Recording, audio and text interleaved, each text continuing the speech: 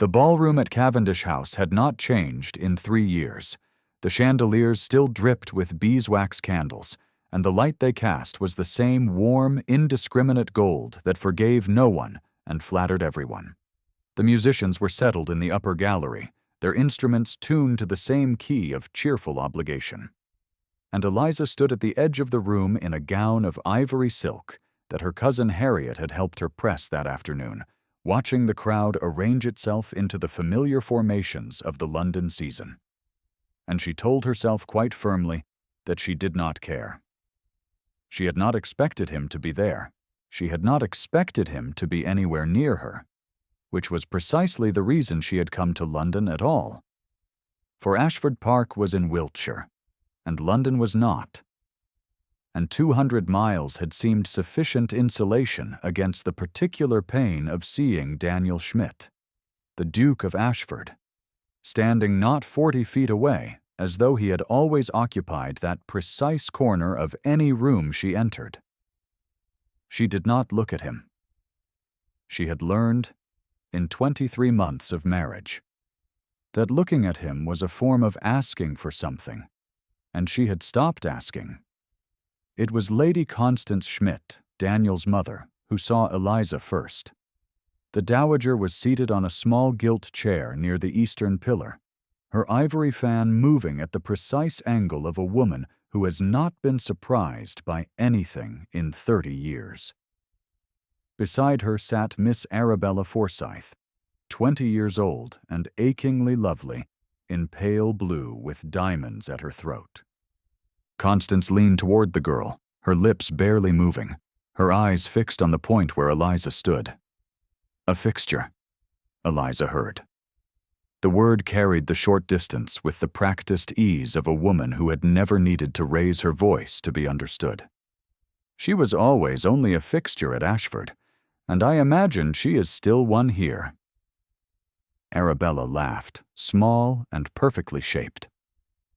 Across the room, Daniel was standing with his back to the terrace window.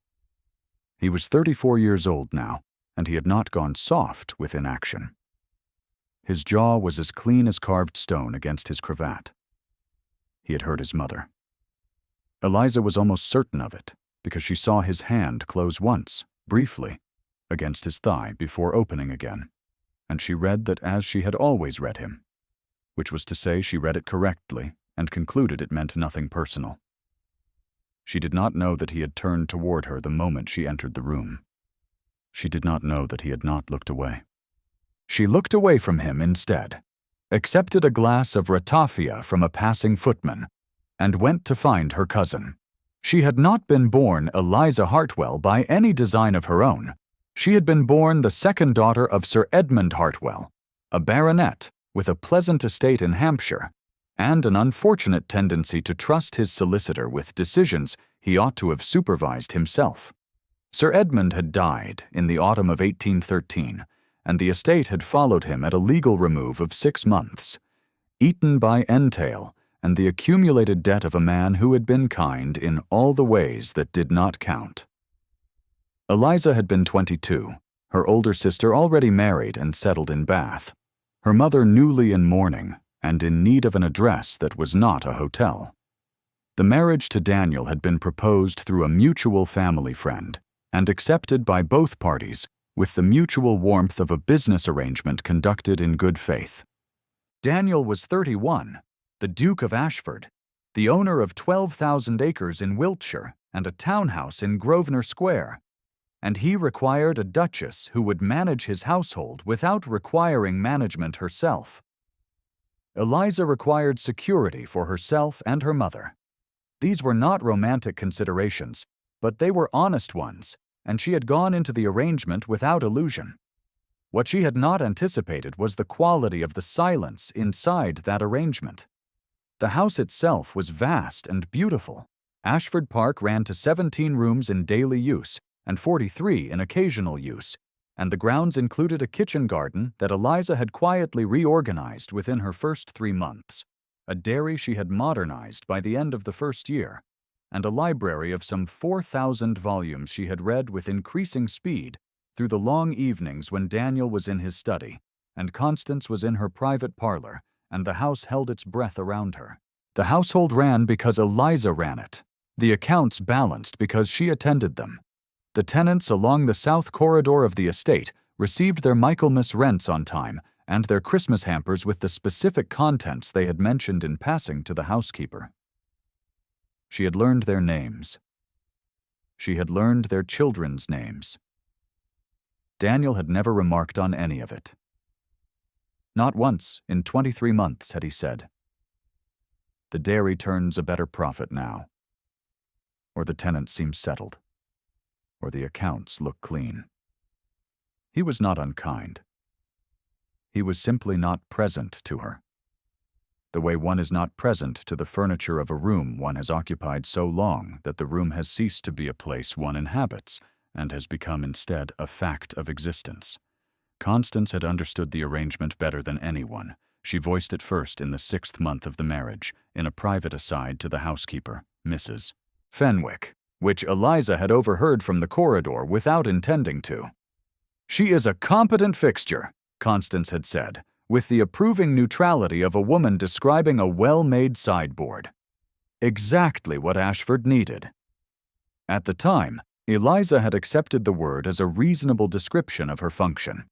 She had folded it away with her other reasonable descriptions and gone back to the accounts.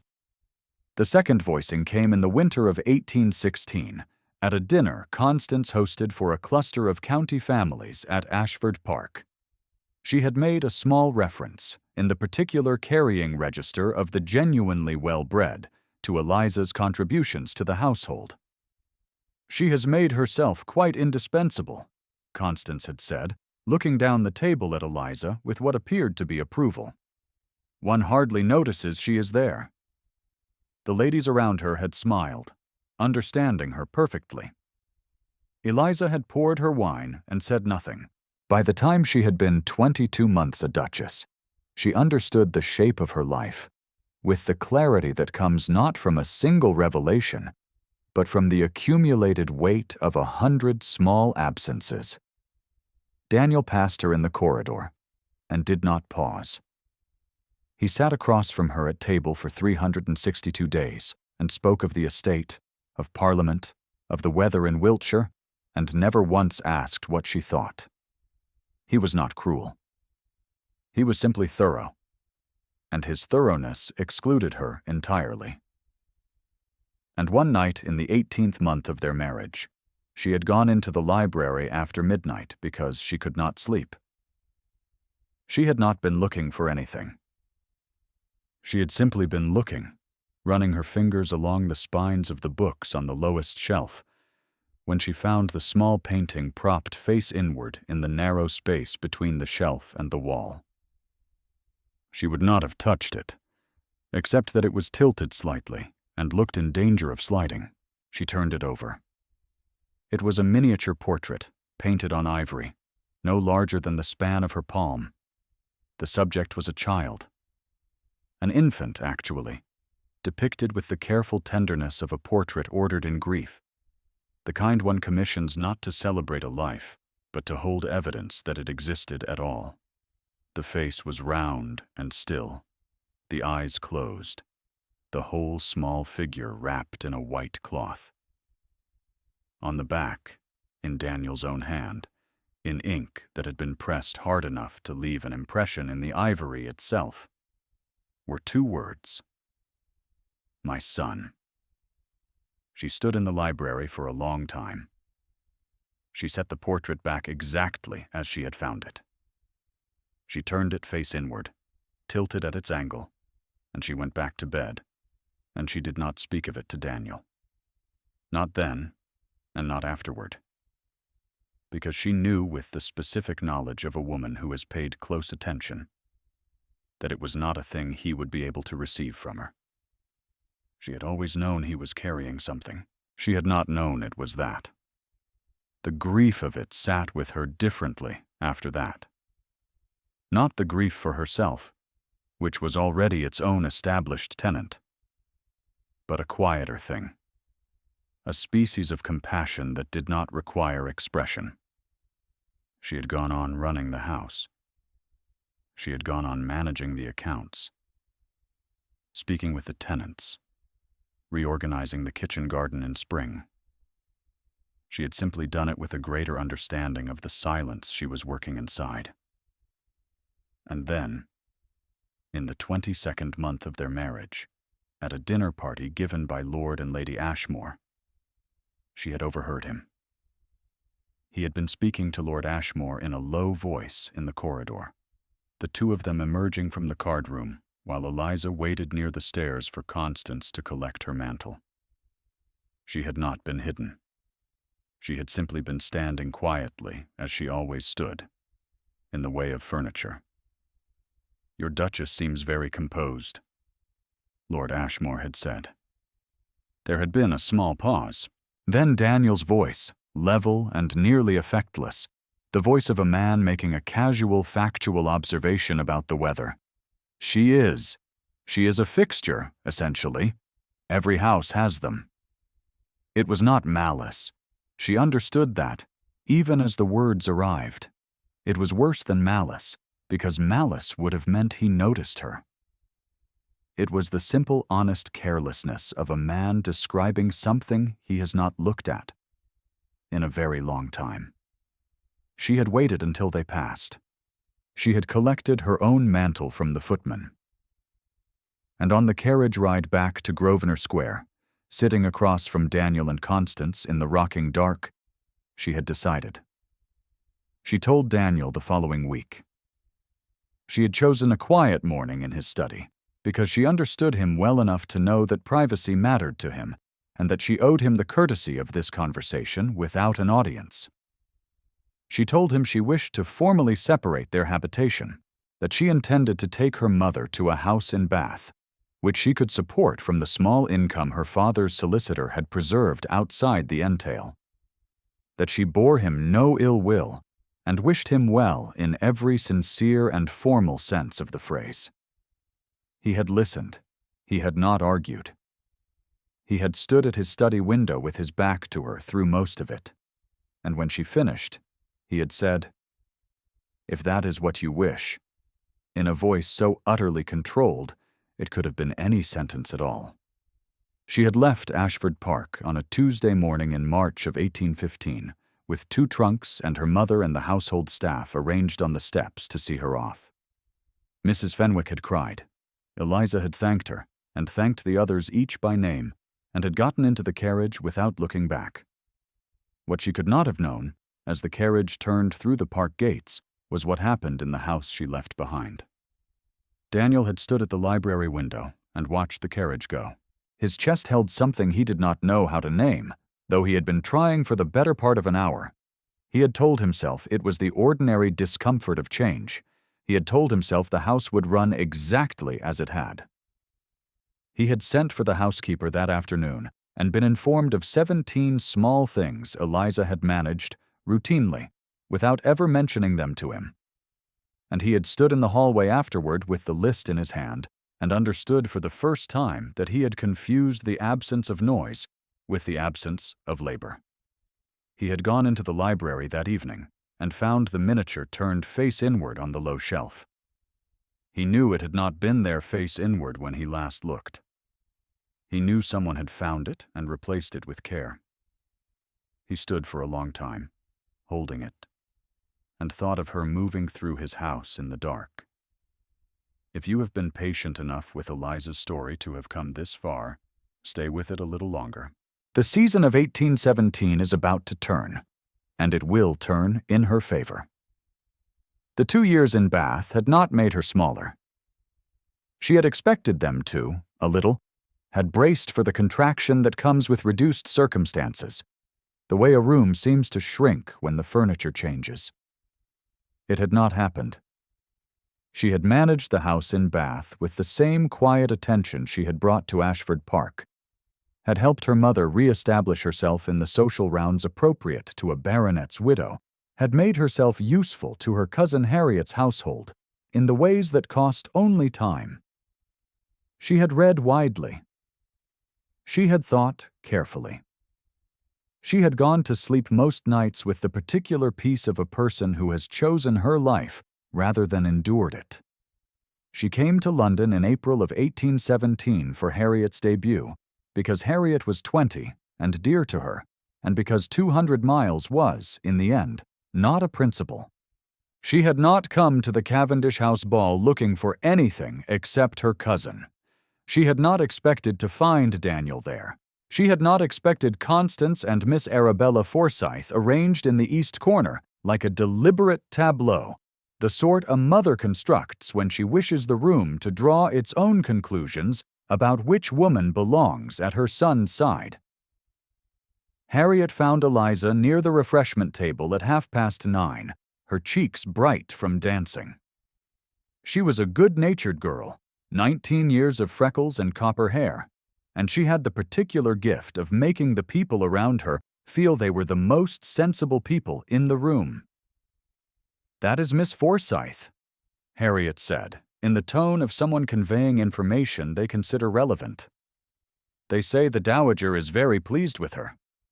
"I believe she is," Eliza said, and handed Harriet a glass.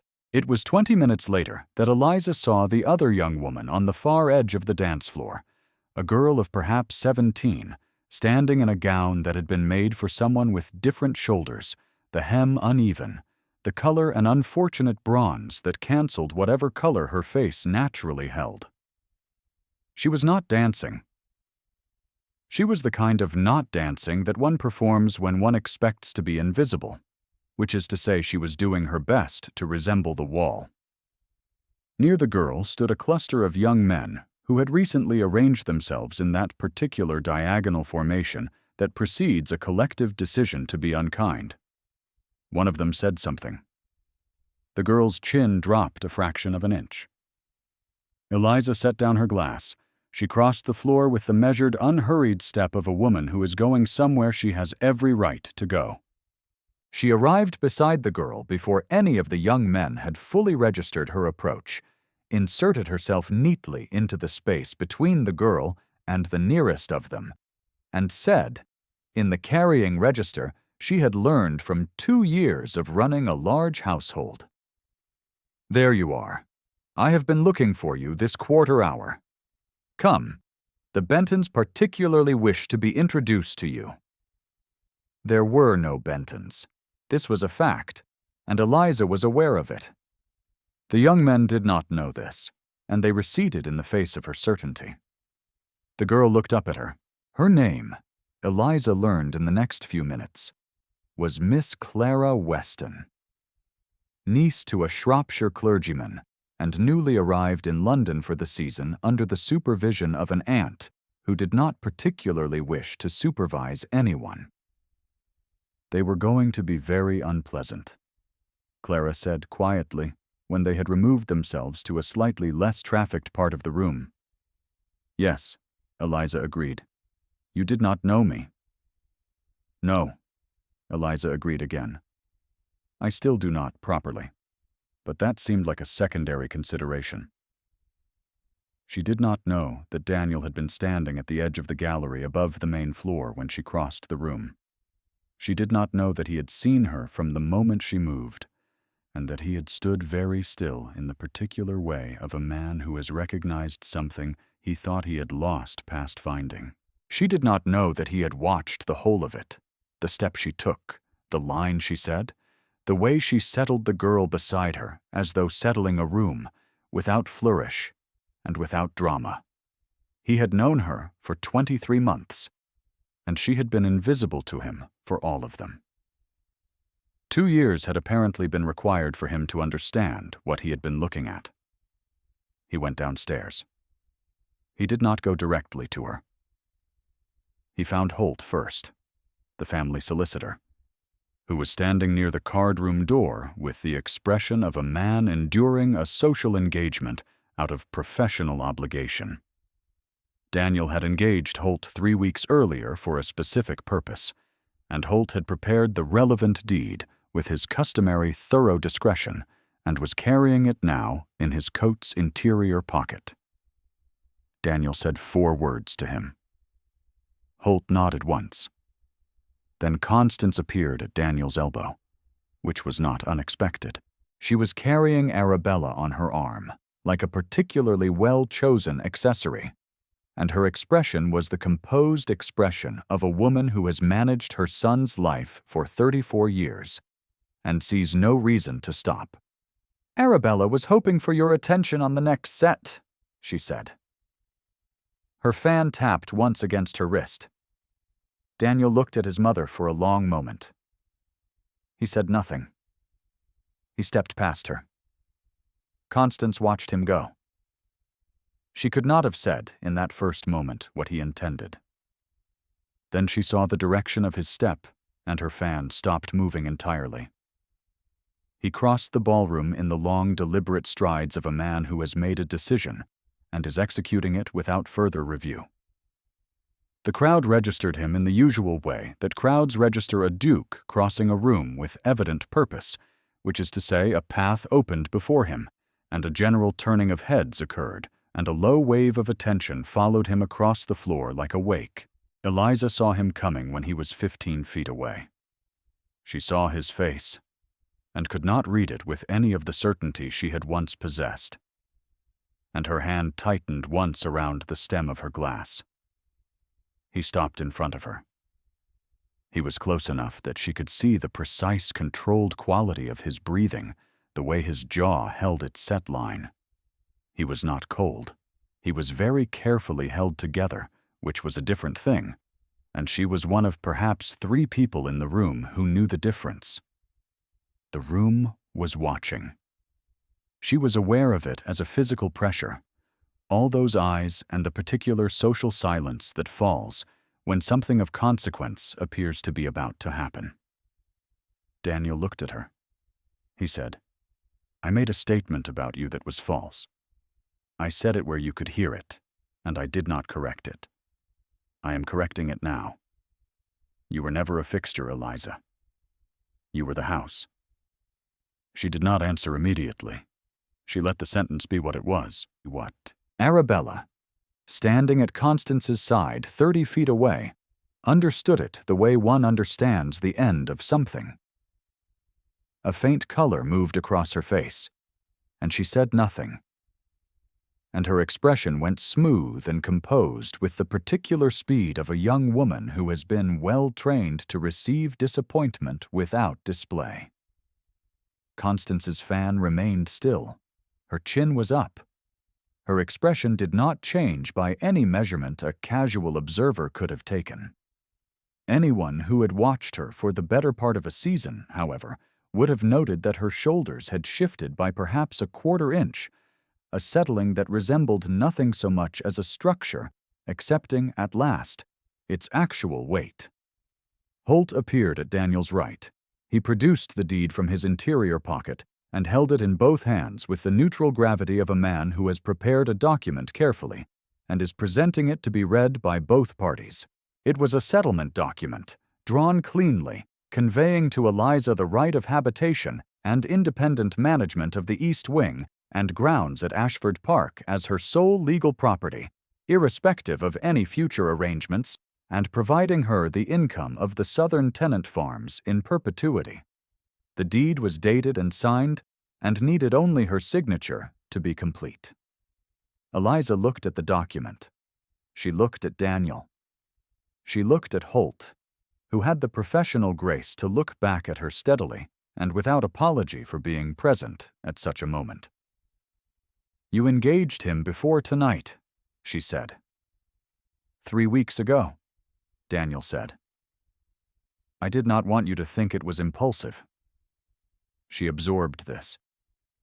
3 weeks. He had done it 3 weeks ago, before the ball, before the ballroom, before any of this public arrangement. And the understanding of that moved through her with the slow warmth of something that has been cold for a long time beginning to change.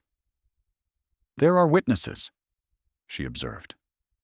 "Yes," he said.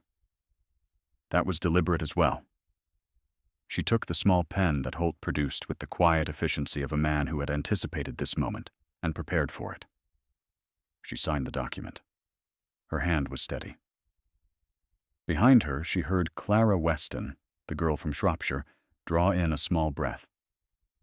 She heard, somewhere in the general rearrangement of the crowd's attention, a woman say something to her companion that she could not quite make out, and the companion's short assent. She heard the musicians in the gallery beginning the opening bars of the next set, as though the room had decided to breathe again. Constance moved forward one step through the dispersing crowd.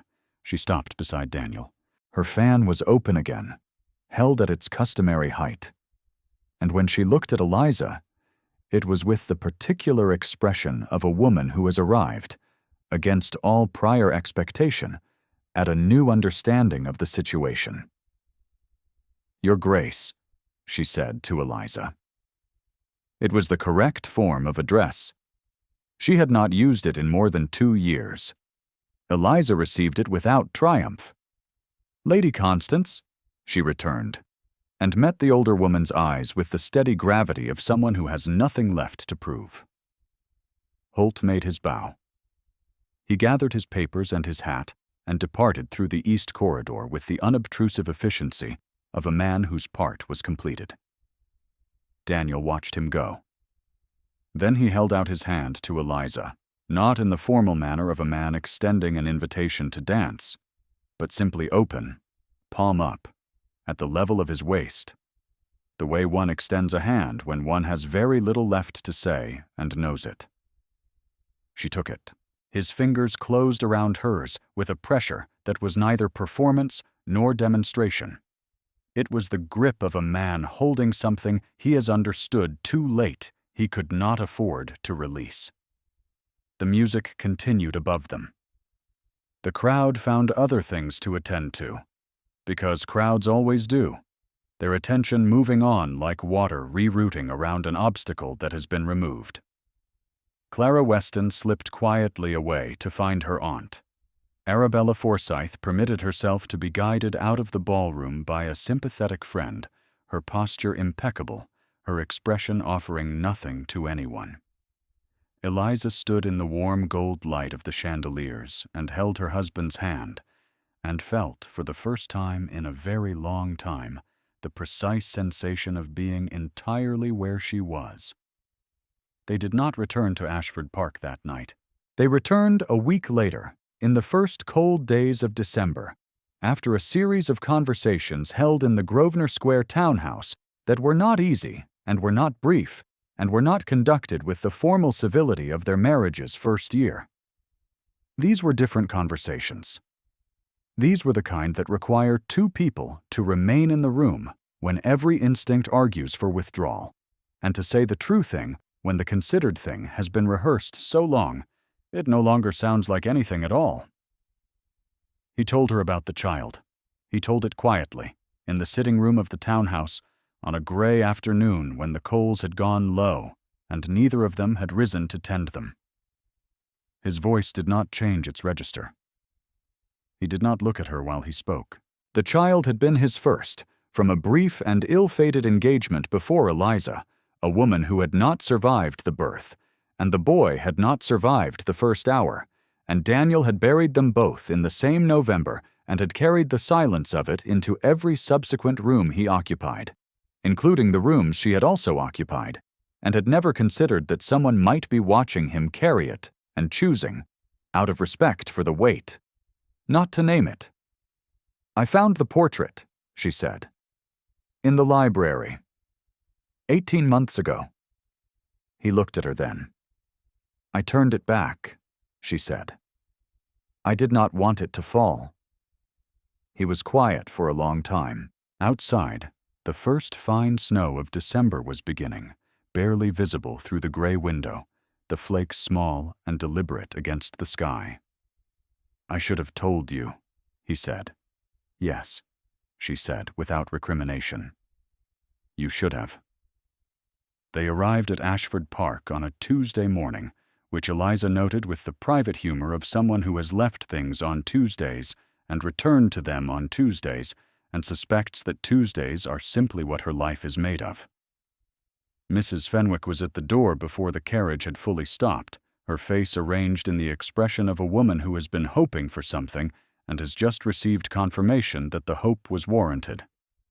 The household staff had assembled in the hall, as they had assembled once before, for a different occasion. This time, Eliza did not need to thank them and move on. She greeted them one by one, Mrs. Fenwick and the cook, whose name was Mr. Jarvis, the two parlor maids, whose names were Agnes and Nell, the footman Thomas, and young William, who had been hired in her absence and stood slightly uncertain of his welcome. She spoke to each of them, and each of them, in their way, received her return as the particular kind of restoration that one recognizes because one has felt the absence it ends. In the weeks that followed, she learned the shape of what Daniel had been doing in her absence, which was to say, she learned the shape of 2 years of a house being managed by a man who had never managed a house and was beginning, slowly, to understand that he had mistaken management for existence. The accounts were not wrong. The dairy had declined. The kitchen garden had gone back to the indifferent planting of a man who did not know which things needed attention in which months. The South Corridor tenants had received their rents on time because Daniel was an honest man about debts, but their Christmas hampers had not been organized with any particular knowledge of them as individuals, and the parcels had been the same for everyone, which Eliza understood as a form of efficiency that had no warmth in it. She did not reproach him. She simply began again. She found the miniature in the library on the third morning. It was still face inward on the low shelf, exactly where she had replaced it 2 years and several months ago, and she looked at it for a long time before she heard his step in the doorway. He was standing at the threshold of the library with his coat not yet fully on, his cravat loosened, which she recognized as the version of him that existed before the day's public face was assembled. He looked at the portrait in her hands. "It should not be hidden," she said. He crossed the room.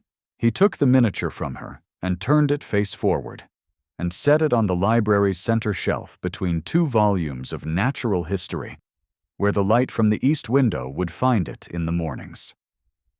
He stood looking at it for a moment, with his hands quiet at his sides. He said nothing. She did not require him to.